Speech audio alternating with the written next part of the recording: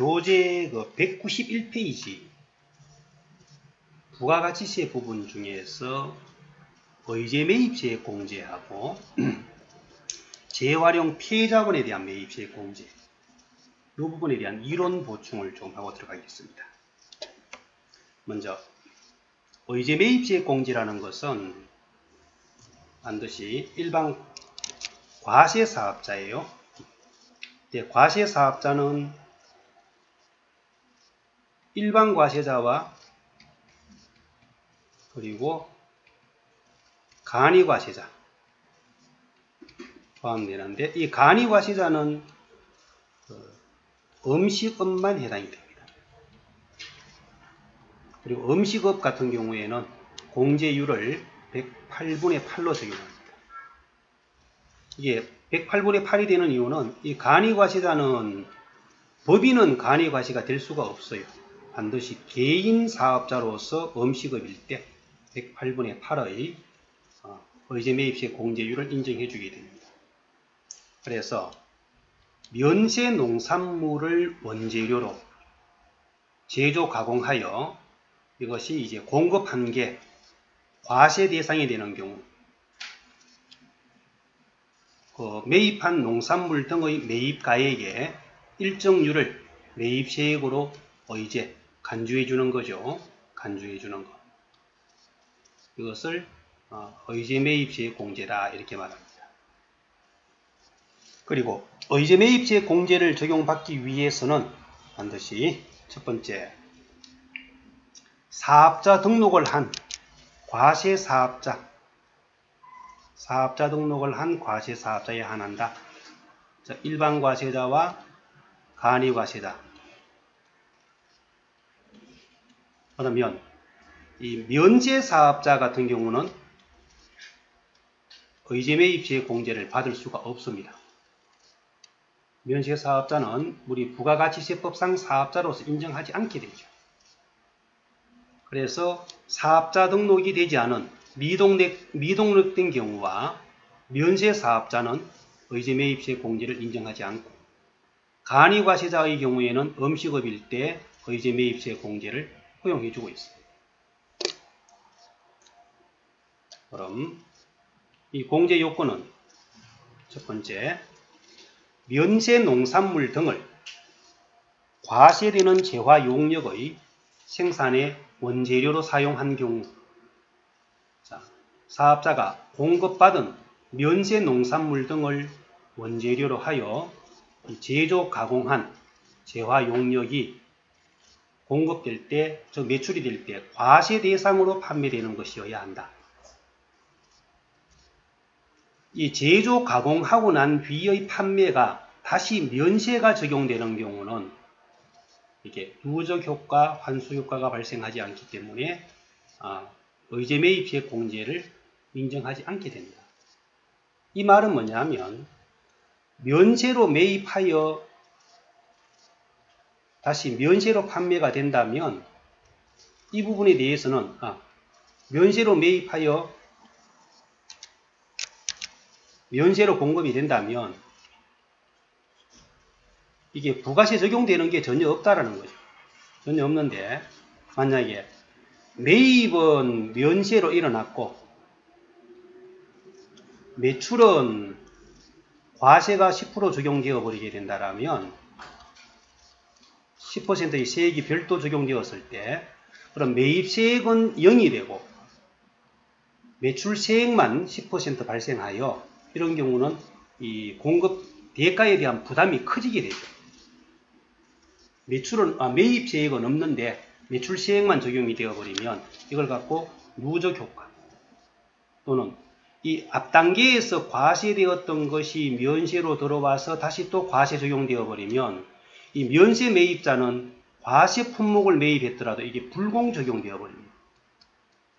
매입한 금액이 100에 부가세가 10이라면 면세 품목으로 사온 경우는 불공 적용되어서 매입 원가가 110이 되어 버리고, 여기에서 다시 또 가공하여 판매를 하는데 이게 150에 판매가 된다라면 매입세 공제는 되지 않고 부가세가 또 더 붙어서 이게 총 165의 매출이 일어나기 때문에 이런 것을 이제 누적 효과, 또는 이게 면세 사업자에게 갔을 때는 부가세 징수를 하지 않겠다라고 했는데 다시 과세로 공급됨으로써 또 부가세가 적용되어 버리는 이러한 것을 환수 효과라고 해요.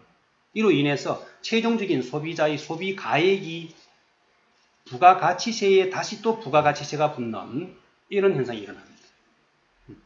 그럼으로써 이제 의제 매입세 공제를 인정해 주게 되는데 이 경우에 증명서류는 의제 매입세 공제를 적용받고자 하는 경우에는 사업자가 면세 농산물 등 즉 면세품을 공급받은 사실을 입증하는 서류를 제출해 줘야 하는데 이 경우에 사업자에게 매입한 것 그러니까 면세 사업자에게 매입한 것은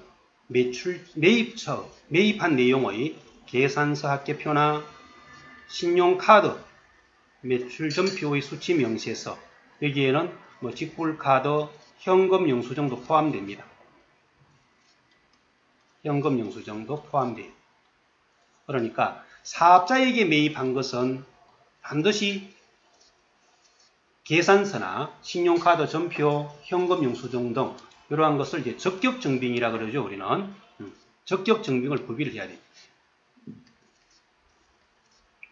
적격증빙을 구비를 해줘야 되고 농어민에게 직접 매입한 것 이것은 의제 매입세 공제신고서와 관계 증명서류 이건 거래 사실을 입증할 수 있는 송금자료 명세서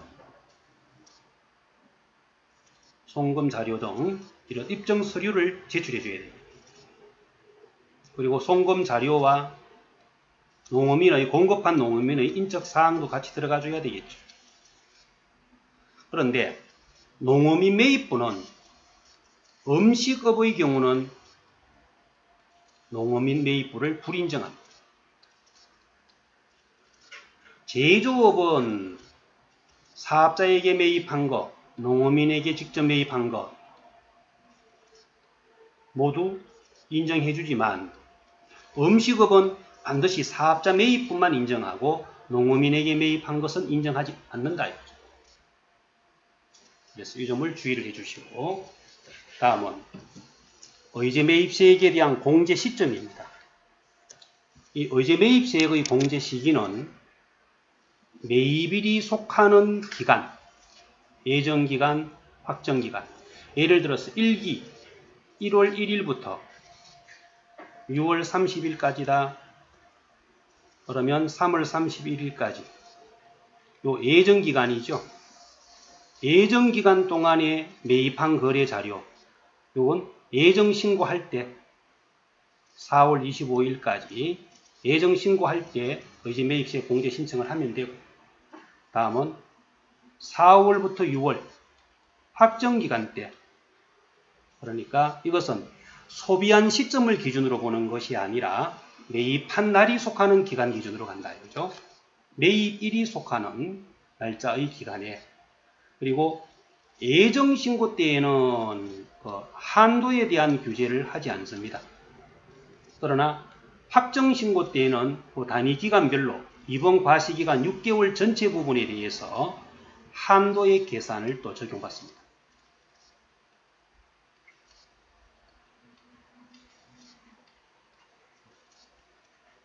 한도 계산 적용받아야 한다. 그러면 의제 매입세액의 공제율, 공제 대상이 되는 금액은 면세 농산물 등을 매입한 금액에 매입한 가액에 이 공제율을 적용해 주는데 그 공제율은 밑에 보면 세부사항으로 나옵니다. 이 경우에 이건 순수한 농산물 등을 매입한 가액만 해당이 되고 운임, 보험료 등 매입 재비용, 매입할 때에 드는 부대 비용은 회계 처리에서는 이것을 원재료에 같이 포함하지만 의제 매입세의 공제 대상은 되지 않는다 이거예요.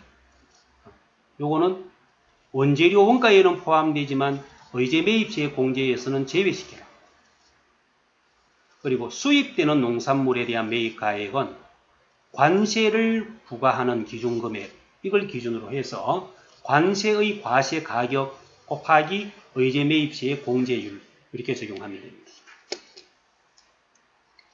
자, 그래서 의제 매입 시의 공제를 계산할 때는 순수한 면세 농산물 등을 매입한 금액을 기준으로 해서 적용을 해라. 재비용은 포함하면 안 된다는 거예요. 그리고 공제율은 일반적인 제조업은 매입한 가액, 농산물 등의 매입 가액에 102분의 2를 적용하고 이게 중소제조업일 때는 104분의 4를 적용받습니다.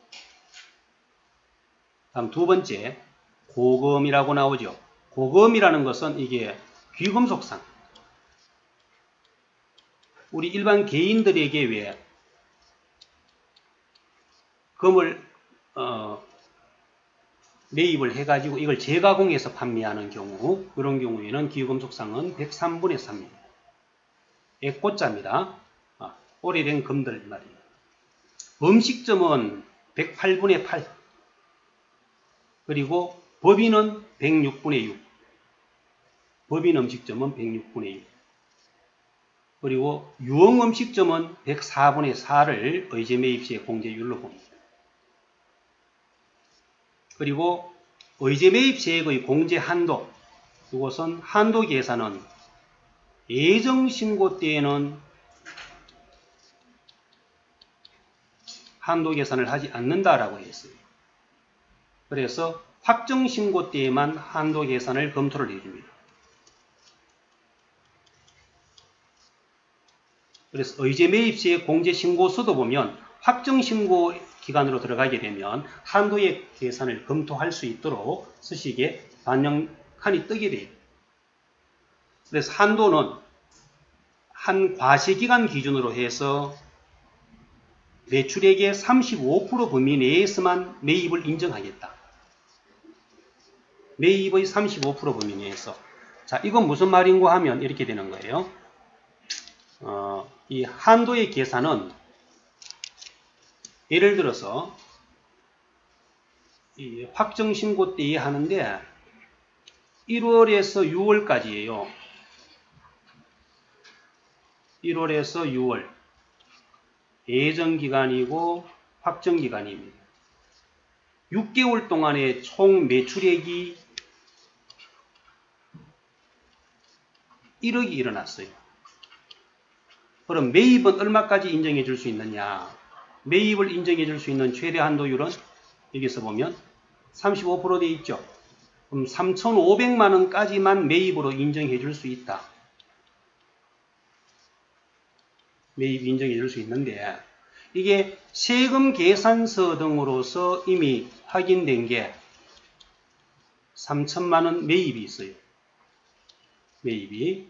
그러면 나머지 의제 매입을 인정받을 수 있는 거는 500만 원 한도밖에 안 되는 거예요. 계산서 등으로. 자, 전체 매출 중에서 35% 한도 내에서만 매입을 인정해 주니까 세금 계산서 등으로 확인된 매입이 이만큼 있다라고 한다면 그러면 의제 매입을 인정받을 수 있는 한도는 500이. 이때 예정 신고 때에 이미 350을 인정받았어. 그럼 확정 때에 추가로 받을 수 있는 가능액은 150만 원 범위 내에서만 의제 매입을 인정해 줄 수 있다. 이렇게 되는 거예요. 근데 업종마다 좀 다르죠. 개인 음식업은 연간 매출이 1억 이하라면 의제 매입을 60%까지 인정해 주겠다. 1억이라면 60%, 6천만 원까지 매입을 인정해 줄 수 있다. 2억 이하라면 매출 금액의 55%를 매입 범위로 인정해 줄 수 있다. 2억을 초과하는 경우에는 45%를 매입으로 인정해 줄 수 있다. 3억이라면 45%, 1억 3,500까지를 매입으로 인정해 줄 수 있다.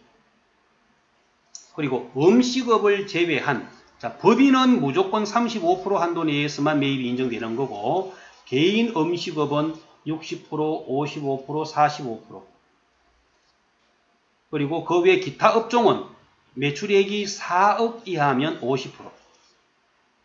그리고 4억을 초과하면 40% 범위 내에서 매입을 허용할 수 있다. 그리고 1기에 한도 초과되었어요. 이게 무슨 말이냐 하면 1기에 우리 회사 매출액이 1억이었다. 그러면 법인이라면 매입은 3,500까지 인정받을 수 있는데 1기의 매입이 3,800이 되어버렸어요. 그럼 한도를 초과해버렸죠. 한도 초과된 300은 2기에 만약에 한도가 3,200인데 매입이 3,000밖에 안 됐단 말이에요.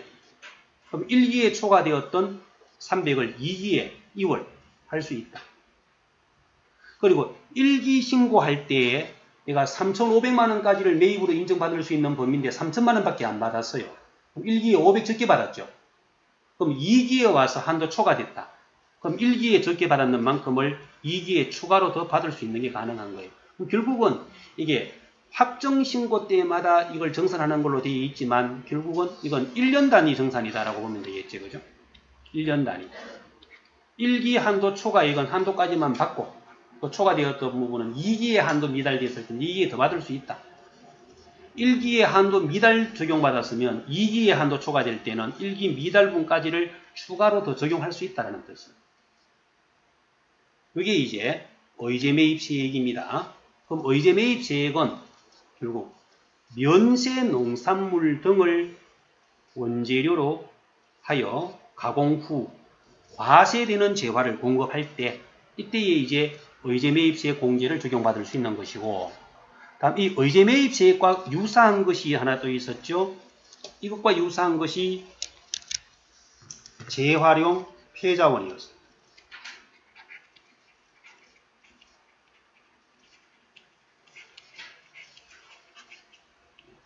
재활용 폐자원.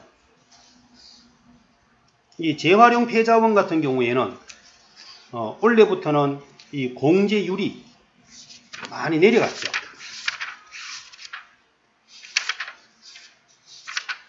이 재활용 폐자원에 대한 공제율은 원래부터 103분의 3으로, 그리고 중고차는 재활용 폐자원이 109분의 9로, 요거는 변동이 없습니다. 중고차는 변동이 없는데 일반 재활용은 이게 지난해까지는 105분의 5였다가 원래에 다시 103분의 3으로 이렇게 바뀌어졌어요.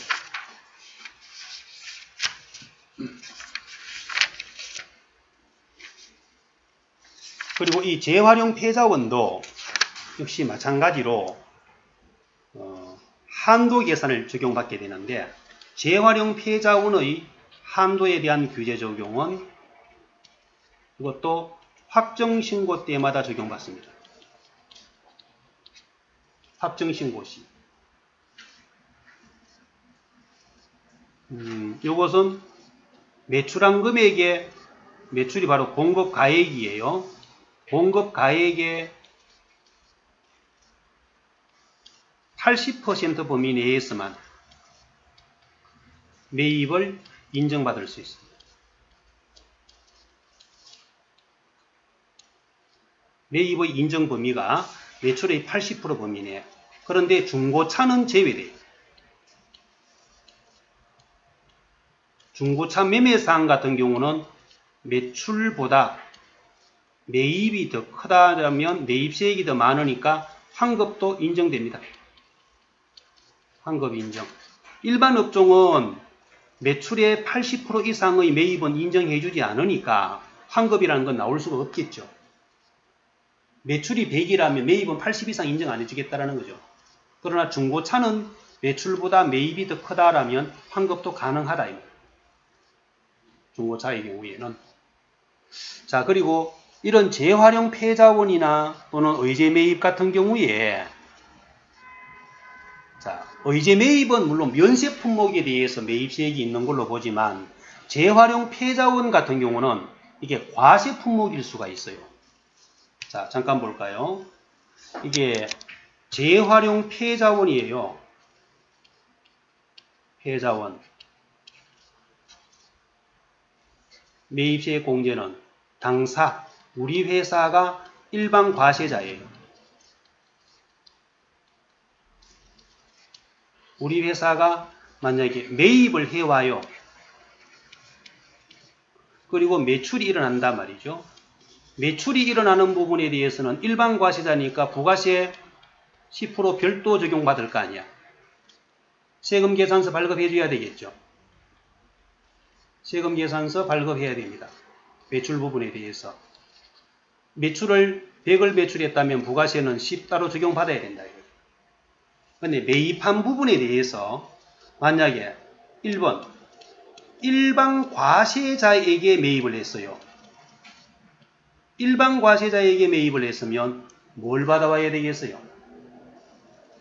세금 계산서 받아와야 되겠죠. 세금 계산서를 받아와야 되니까 이건 세금 계산서에 의한 매입시에 공제가 되는 것이고 재활용 폐자원에 대한 시의 공제는 아니라는 거예요. 그리고 일반 과세자가 아닌 간이 과세자에게 매입을 했거나, 자, 고물상이야. 고물상인데 내가 간이 과세자에게 매입했거나, 간이 과세자죠. 네, 간이 과세자에게 매입을 했거나 아니면 비사업자인 개인에게 매입을 했다라면 이럴 때는 정규 증빙이 없을 거 아니냐 이거야. 그래서 이 경우에 뭐 송금 자료 등의 거래 자료를 가지고 재활용 폐자원 공제를 받을 수 있는 거예요. 재활용 폐자원. 그리고 이 재활용 폐자원도 반드시 일반 과세자에게 매입을 해왔다라고 한다면 이건 세금 계산서에 의해서 매입시에 공제를 받아야 하는 것이기 때문에 재활용 폐자원 공제 대상이 아니다. 이거예요.